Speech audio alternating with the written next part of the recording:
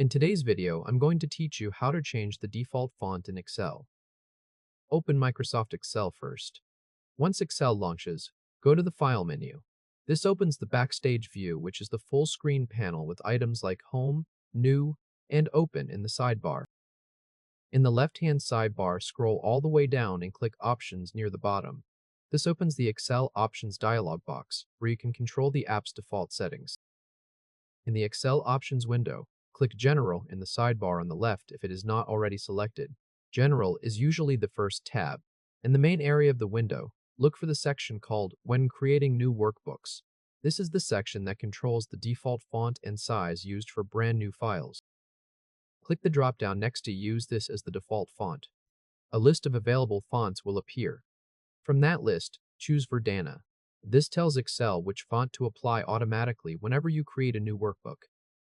Now move down to the font size drop-down just below it. Click that drop-down, then select 12. This sets the default text size for new workbooks to 12 points. After both settings are in place, go to the bottom right corner of the Excel Options dialog and click OK. Excel will then show a small notification letting you know that Excel has to be closed and restarted before the new default font setting will take effect. Click OK on that message as well. Next, close Excel completely. Use the X in the top right corner of the window. If you have more than one workbook open, make sure each Excel window is closed so the program fully shuts down.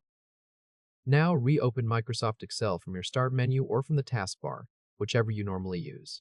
When Excel opens again, click Blank Workbook to create a new file. The new workbook will now open with the updated default font and size already applied. Any cell you type into will use Verdana at size 12 automatically. You can also confirm the change by looking at the font area on the Home tab in the ribbon, where the font name and size will match the new default. If this helped, hit like and subscribe for more quick tutorials. From this point on, every new workbook you create in Excel will start with that same font and size until you change the setting again.